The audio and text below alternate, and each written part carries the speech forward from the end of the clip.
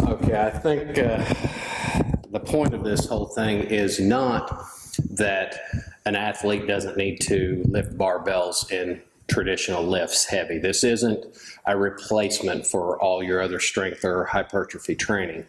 But, you know, most times people talk about variety. There's really no variety.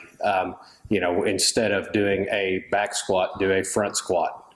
And it's really the same thing. It's a symmetrical stance, symmetrical load, squat. Now, if you need to get bigger and stronger, that's probably the best thing to do. At least it's the best thing I know to do.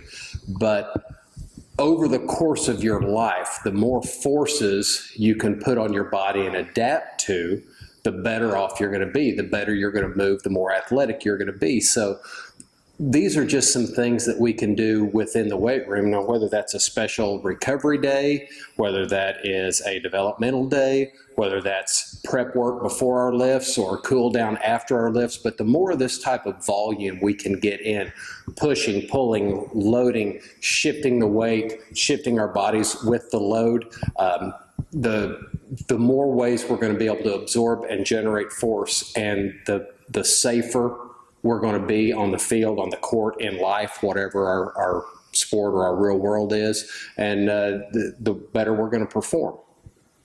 And I think when we started the day, you asked the question, you know, what's the whole goal of this volume 3? And really it's to set the stage for volume 4, which volume 4 is going to be when we actually start transitioning. And I think everything we did today was a lot of that weight shifting, a lot of that pushing and pulling, but without really changing our setup, changing our stance, changing our postures. And I really think this is the overlooked part of what happens in the weight room, what doesn't happen in the weight room.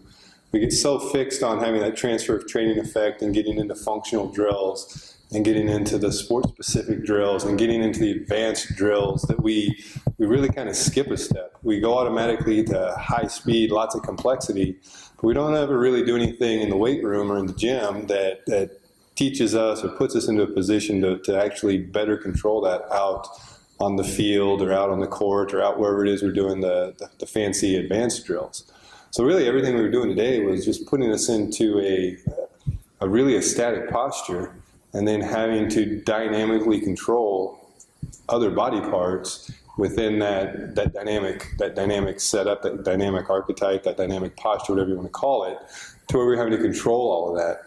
And I think kind of the commonality between everything that we did today is we were creating a lot of torque, and in ways that I don't think anybody else really does a lot of, or at least in ways that are unique enough and different enough and easy enough that just about anybody can do it with whatever implements they have available to